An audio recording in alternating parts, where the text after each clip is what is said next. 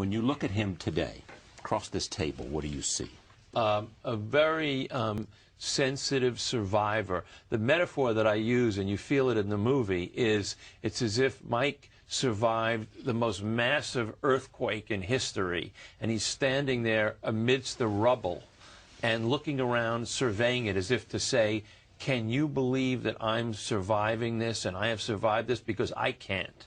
And in fact, he says, in the movie, he's 40, and he says, I can't believe that I lived to 40. He expected to die young. And he said all the people he grew up with are either dead, in prison, or strung out somewhere on drugs in Brooklyn or Manhattan, presumably as opposed to Staten Island, the Bronx, or Queens. But he has this stature that comes from having survived all kinds of adventures, disasters, unexpected twists and turns. He has remained intact. And there's tremendous character that is in his aura. And I think everybody who sees the movie, you can feel him mesmerizing them. It's not an attempt to do it, but he does it by his mere presence. What do you see when you look at yourself in the mirror today?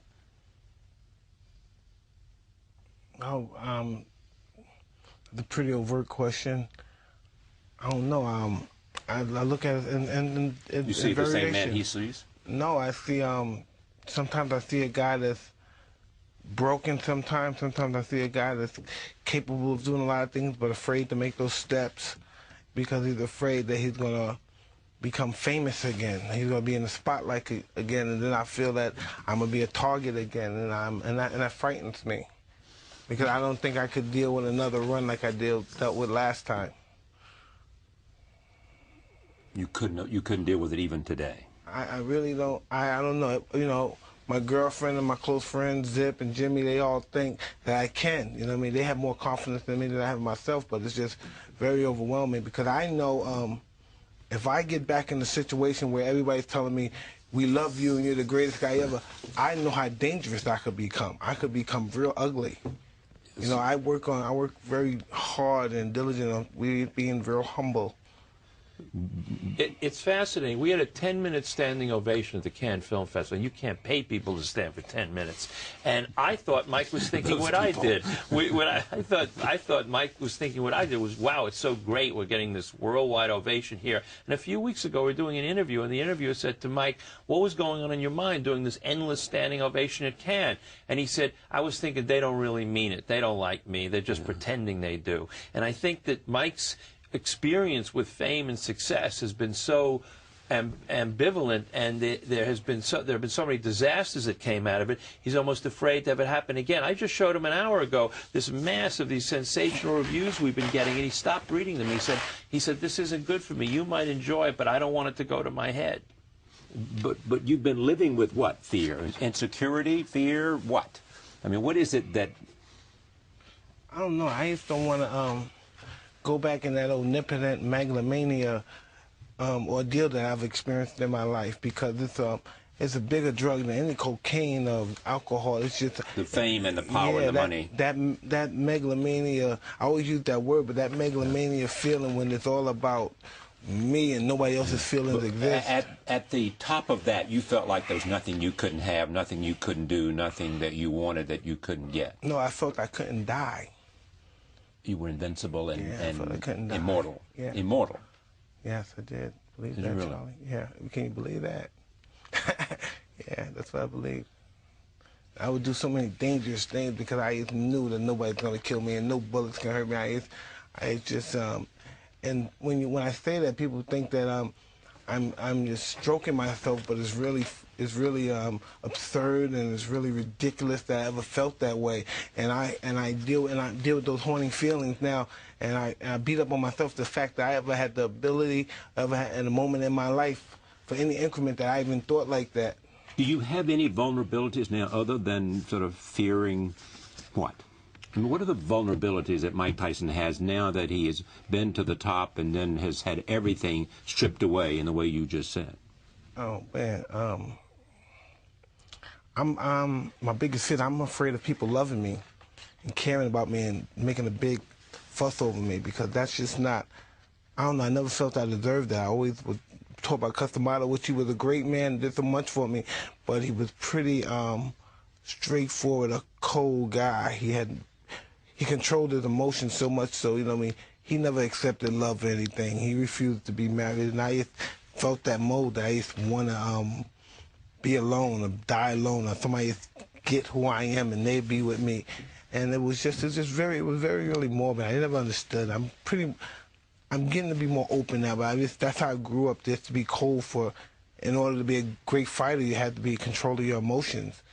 You couldn't be allowed to go out of whack and lose, get frustrated. Somebody rocks you or shatter your jaw or something. The fight must continue, and you have to win.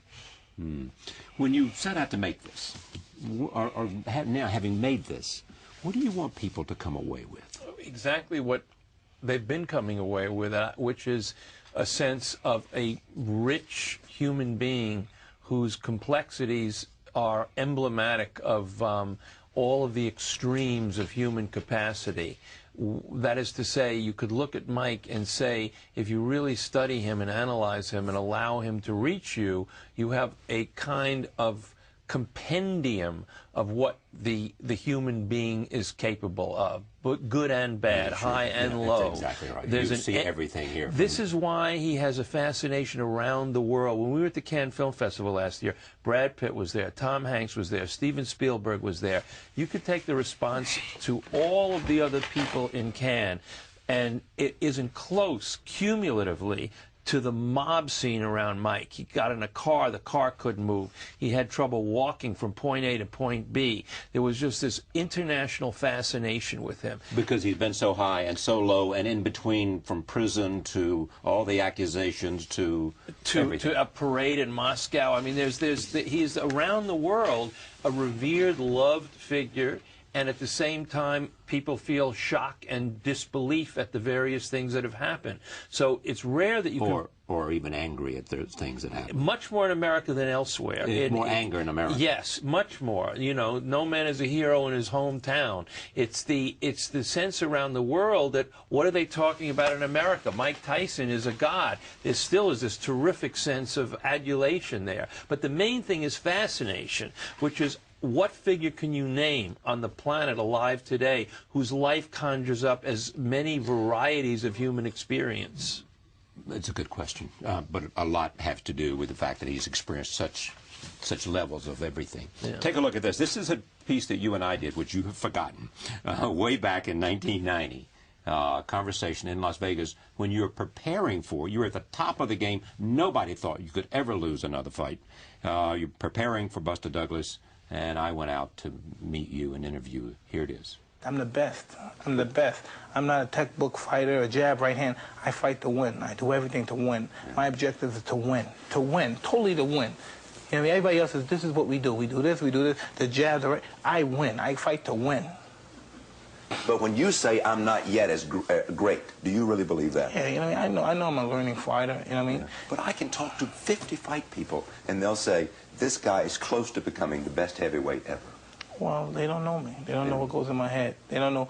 They don't know my insecurities. My insecurity is totally different than any other man's insecurity, I believe. I really believe that. I could be wrong, because I'm usually wrong. Like what are your insecurities? My insecurities is performance, more than my lifestyle, how I'm living, and what I bring in as far as income. My insecurity is performing well.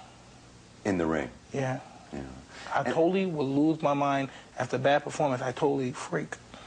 So do I. I totally freak. Let me see, it haunts me. It haunts me. I totally freak.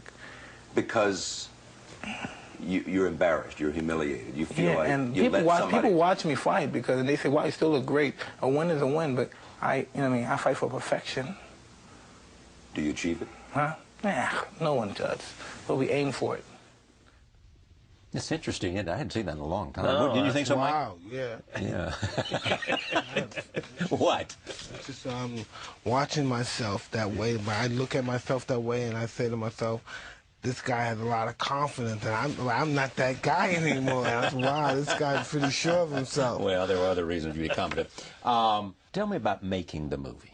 It was an act of madness on my part in a way, because I took $2 million and I said, I'm going to gamble that Mike is going to be on. because, you know, I didn't know exactly where Mike's mind would be, and I was